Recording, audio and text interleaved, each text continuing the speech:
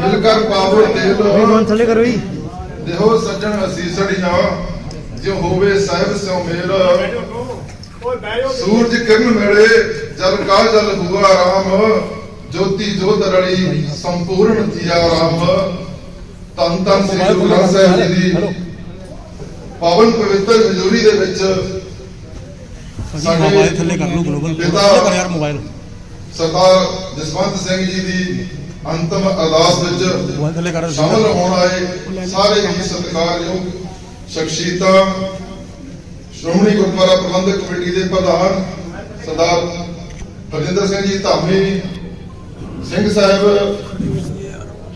ज्ञानी गुरबचन सिंह जी खालसा जी भाई जसवीर सिंह जी रोडे जी और बहुत सारे सत्कारयोग सिंह सारे बैठे ने जिन्हों के बारे मैनूं अजे नज़र भी नहीं आते। दमदमी साल वालों भी सिंह साहब पहुंचे हुए ने सारियां दे ते समूची साध संगत नूं गुरु फतेह प्रवान होवे जी। वाहिगुरू जी का खालसा वाहिगुरू जी की फतेह। खालसा जी जिन्ने सवास उस परमात्मा ने साडे लिखे आ वो भोग के हर इंसान ने इस दुनिया तो चले जाना है। ये शरीरा मेरा इस जग में आए के क्या तुझ कर्म कमाया कि कर्म कमाया तुझ शरीरा जा तू जग में आया। जेड़े बजुर्गों के असी अज अंतिम अरदास विच शामिल होना आए हां उन्हां दा जीवन बहुत ही प्रेरणादायक बहुत ही चढ़दी कला वाला है। जदों उन्हां दी जवानी सी जवानी दे विच अपने आप नूं देश नूं समर्पित किया फौज विच भर्ती होए।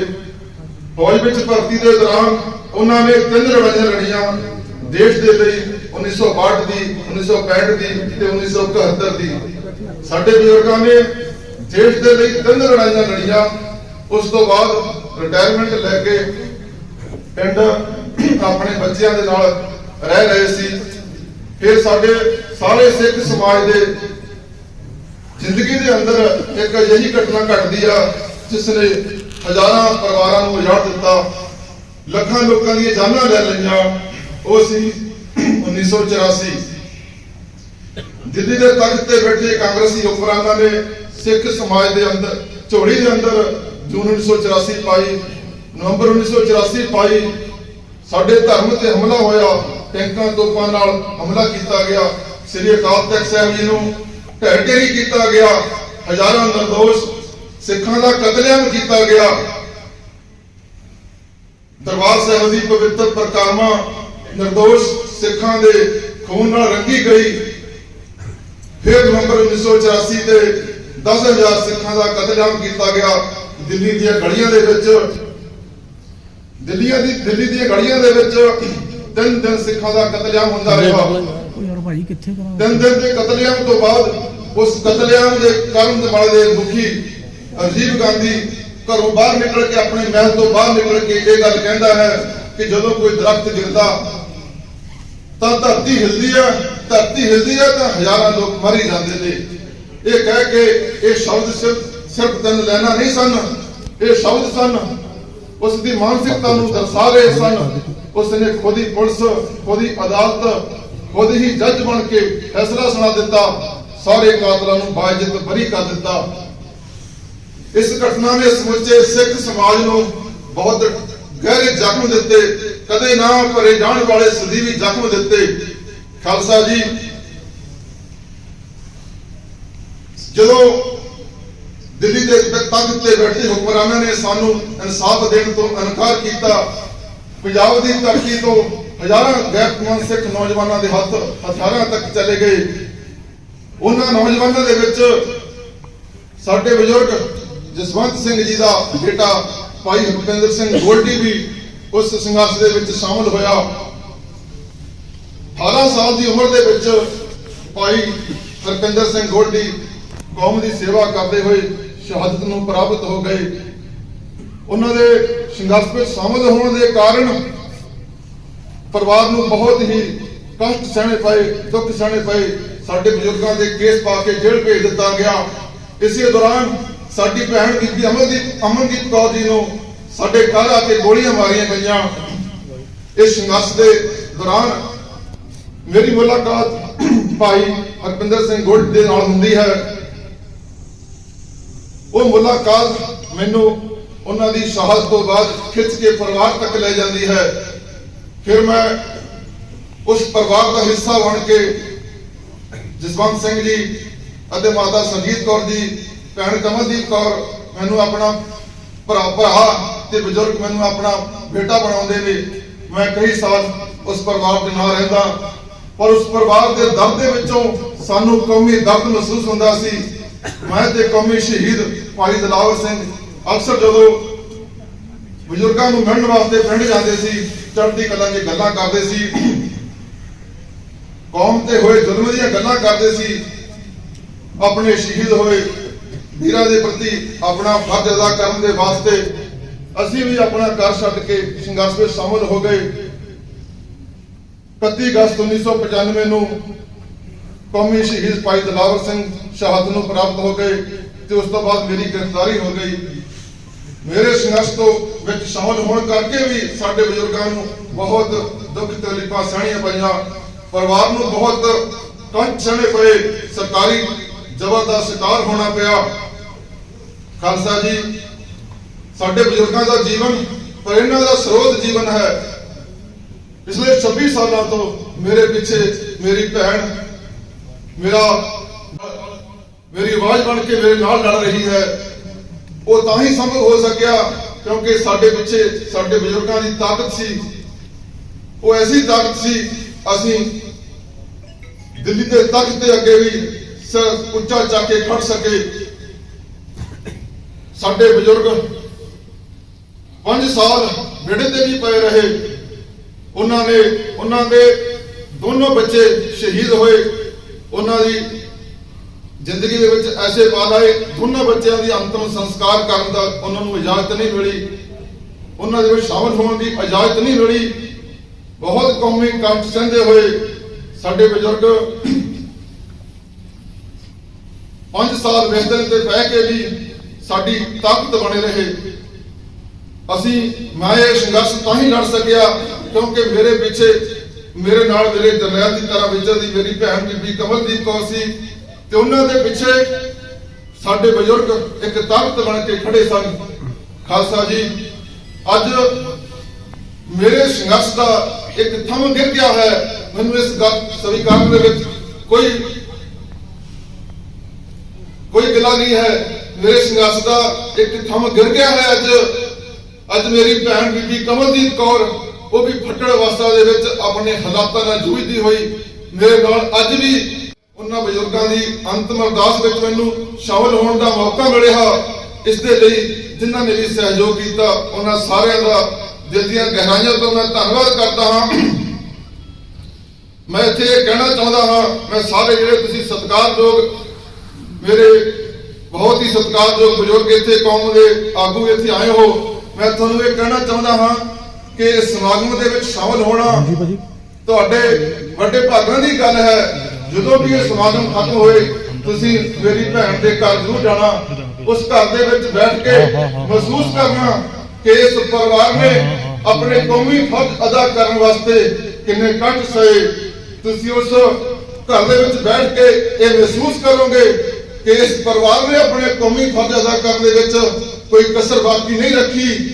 ਕਿਤੇ ਤੁਹਾਡੇ ਤੋਂ ਉਸ ਪਰਿਵਾਰ ਦੇ ਪ੍ਰਤੀ ਆਪਣੇ ਫਰਜ਼ ਅਦਾ ਕਰਨ ਦੇ ਵਿੱਚ ਕਮੀ ਜ਼ਰੂਰ ਰਹਿ ਗਈ ਹੈ। ਇਹ ਤੁਹਾਨੂੰ ਉਸ ਘਰ ਦੇ ਵਿੱਚ ਬੈਠ ਕੇ ਮਹਿਸੂਸ ਹੋਏਗਾ। ਖਾਲਸਾ ਜੀ, ਅਸੀਂ ਕੱਲ ਵੀ ਆਪਣੇ ਫਰਜ਼ ਅਦਾ ਕੀਤੇ ਸੀ, ਅੱਜ ਵੀ ਕਰ ਰਹੇ ਹਾਂ, ਅੱਗੇ ਵੀ ਕਰਾਂਗੇ। ਮੈਂ ਇੱਥੇ ਕਹਿਣਾ ਚਾਹੁੰਦਾ ਹਾਂ, ਸਾਡੇ ਬਜ਼ੁਰਗਾਂ ਦੀ ਆਤਮਾ ਨੂੰ ਸ਼ਾਂਤੀ ਤਾਂ ਹੀ ਮਿਲੇਗੀ।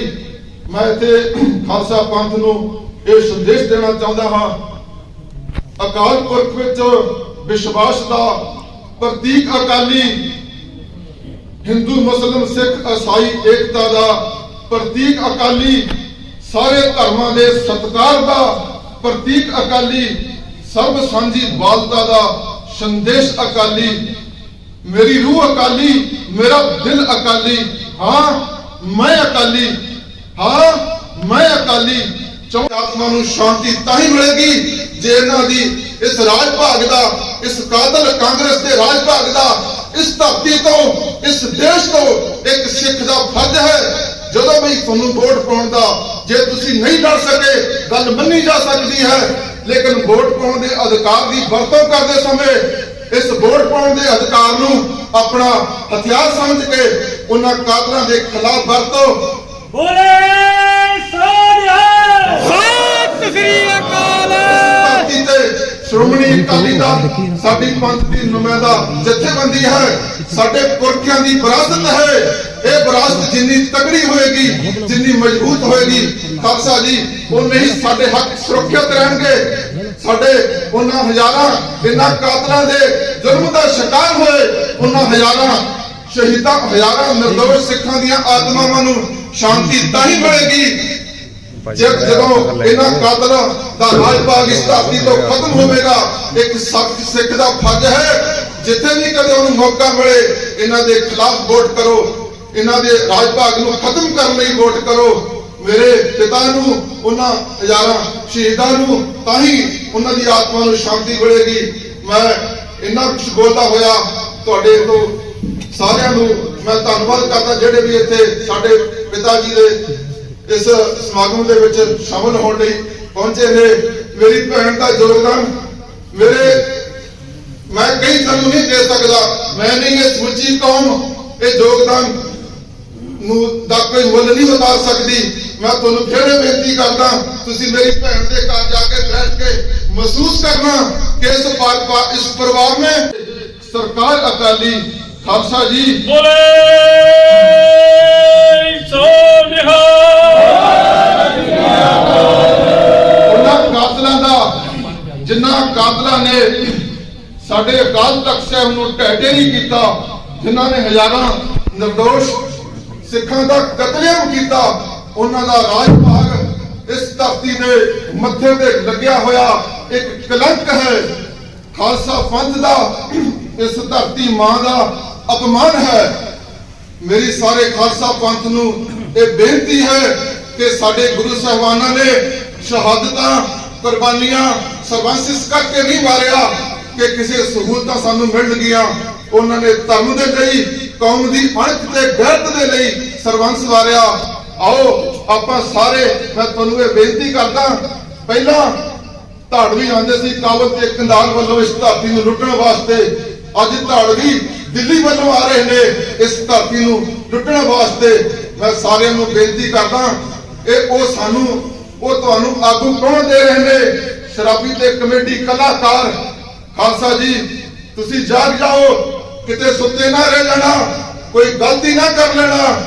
ਇਸ ਧਰਤੀ ਇਹ ਧਰਤੀ ਪੀਰਾਂ ਪੈਗੰਬਰਾਂ ਦੀ ਗੁਰੂਆਂ ਦੀ ਧਰਤੀ ਹੈ ਇਹ ਯੋਧੇ ਮਹਾਬਲੀਆਂ ਦੀ ਧਰਤੀ ਹੈ ਇਹ ਧਰਤੀ ਬਾਬਾ ਦੀਪ ਸਿੰਘ ਵਰਗੇ ਸਿਰਲੱਥ ਯੋਧਿਆਂ ਦੀ ਹੈ ਇਹ ਧਰਤੀ ਅਕਾਲੀ ਫੂਲਾ ਸਿੰਘ ਵਰਗੇ ਜਰਨੈਲਾਂ ਦੀ ਹਰੀ ਸਿੰਘ ਨਲੂਏ ਵਰਗੇ ਜਰਨੈਲਾਂ ਦੀ ਹੈ ਇਸ ਧਰਤੀ ਤੇ ਉਹਨਾਂ ਕਾਤਲਾਂ ਦਾ ਰਾਜ ਭਾਗ ਉਹਨਾਂ ਧਾੜਵੀਆਂ ਦਾ ਰਾਜ ਭਾਗ ਇਸ ਧਰਤੀ ਦੇ ਮੱਥੇ ਤੇ ਲੱਗਿਆ ਹੋਇਆ ਕਲੰਕ ਹੈ। ਆਓ ਇਸ ਕਲੰਕ ਨੂੰ ਮਿਟਾ ਦਈਏ ਸਾਡੇ ਬਜ਼ੁਰਗਾਂ ਦੀ ਆਤਮਾ ਨੂੰ ਸ਼ਾਂਤੀ ਤਾਂ ਹੀ ਮਿਲੇਗੀ ਜਿਨ੍ਹਾਂ ਨੇ ਉਹਨਾਂ ਤੇ ਜ਼ੁਲਮ ਕੀਤੇ ਨੇ ਜਿਨ੍ਹਾਂ ਨੇ ਸਾਡੇ ਪਰਿਵਾਰਾਂ ਨੂੰ ਉਜਾੜਿਆ ਹਜ਼ਾਰਾਂ ਮੇਰੇ ਵੀਰ ਸ਼ਹੀਦ ਦੇ ਵਿੱਚ ਕੋਈ ਕਸਰ ਬਾਕੀ ਨਹੀਂ ਛੱਡੀ ਤੁਹਾਡੇ ਤੋਂ ਕੋਈ ਕਮੀ ਜ਼ਰੂਰ ਰਹਿ ਗਈ ਹੈ ਇਹ ਤੁਹਾਨੂੰ ਉਸ ਗੱਲ ਦਾ ਅਹਿਸਾਸ ਹੋਵੇਗਾ ਉੱਥੇ ਬੈਠ ਕੇ ਸਾਡਾ ਜੀਵਨ ਖਾਲਸਾ ਪੰਥ ਦੀ ਚੜ੍ਹਦੀ ਕਲਾ ਨੂੰ ਸਮਰਪਿਤ ਰਿਹਾ ਹੈ ਹਮੇਸ਼ਾ ਰਹੇਗਾ। ਅੱਗੇ ਵੀ ਜਦੋਂ ਵੀ ਸਾਨੂੰ ਕੌਮੀ ਫਰਜ਼ ਅਦਾ ਕਰਨ ਦਾ ਕਦੇ ਕੋਈ ਵਕਤ ਆਏਗਾ ਅਸੀਂ ਕਦੇ ਪਿੱਛੇ ਨਹੀਂ ਹਟਾਂਗੇ। ਮੇਰਾ ਇਹੀ ਕਹਿਣਾ ਹੈ ਅਕਾਲ ਤਖਤ ਮਹਾਨ ਹੈ ਸਿੱਖ ਪੰਥ ਦੀ ਸ਼ਾਨ ਹੈ ਝੂਲ ਤੇ ਨਿਸ਼ਾਨ ਰਹੇ ਝੂਲ ਤੇ ਨਿਸ਼ਾਨ ਰਹੇ ਝੂਲ ਤੇ ਨਿਸ਼ਾਨ ਰਹੇ ਸਾਰਿਆਂ ਦੇ ਤੁਸੀਂ ਸਾਰੇ ਇੱਥੇ ਸਾਡੇ ਸਮਾਗਮ ਦੇ ਵਿੱਚ ਚੱਲ ਕੇ ਆਏ ਹੋ ਤੁਹਾਡਾ ਸਾਰਿਆਂ ਦਾ ਬਹੁਤ ਬਹੁਤ ਧੰਨਵਾਦ ਦਿਲ ਦੀਆਂ ਗਹਿਰਾਈਆਂ ਤੋਂ ਧੰਨਵਾਦ ਜਿਨ੍ਹਾਂ ਨੇ ਜਿਹੜੇ ਵੀ ਸ਼੍ਰੋਮਣੀ ਅਕਾਲੀ ਦਲ ਦੇ ਲੀਗਲ ਸੈੱਲ ਦੇ ਉਹਨਾਂ ਵੀਰਾਂ ਨੇ ਸਾਡੀ ਇਹ ਇਜਾਜ਼ਤ ਕਰਵਾਈ ਹੈ ਉਹਨਾਂ ਦਾ ਧੰਨਵਾਦ।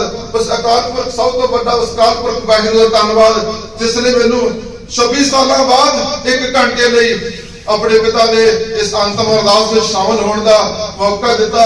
ਮੈਨੂੰ ਆਪਣੀ ਭੈਣ ਨੂੰ ਉਹਦੇ ਘਰ ਜਾਣ ਦਾ ਅਜੇ ਮੈਨੂੰ ਘਰ ਨਹੀਂ ਲੈ ਕੇ ਗਏ, ਮੇਰੀ ਭੈਣ ਨੂੰ ਮਿਲਣ ਦਾ ਮੌਕਾ ਮਿਲ ਦਿੱਤਾ। ਮੈਂ ਸਾਰਿਆਂ ਦਾ ਧੰਨਵਾਦ ਕਰਦਾ। ਮੇਰੇ ਤੋਂ ਬੋਲਦੇ ਹੋਏ ਕੋਈ ਅਜਿਹਾ ਸ਼ਬਦ ਨਿਕਲ ਗਿਆ ਹੋਵੇ ਉਹਦੇ ਲਈ ਮੈਂ ਮਾਫੀ ਚਾਹੁੰਦਾ। ਤੁਸੀਂ ਸਾਰੇ ਸਤਿਕਾਰਯੋਗ ਹੋ, ਬਹੁਤ ਸਾਰਿਆਂ ਨੂੰ ਮੈਂ ਦੇਖ ਵੀ ਨਹੀਂ ਪਾ ਰਿਹਾ, ਇਸ ਕਰਕੇ ਸਾਰਿਆਂ ਦੇ ਲਈ ਬਹੁਤ ਬਹੁਤ ਸਤਿਕਾਰ। ਸਭ ਗੁਰੂ ਫਤਿਹ ਪ੍ਰਵਾਨ ਹੋਵੇ ਜੀ। ਵਾਹਿਗੁਰੂ ਜੀ ਕਾ ਖਾਲਸਾ, ਵਾਹਿਗੁਰੂ ਜੀ ਕੀ ਫਤਿਹ।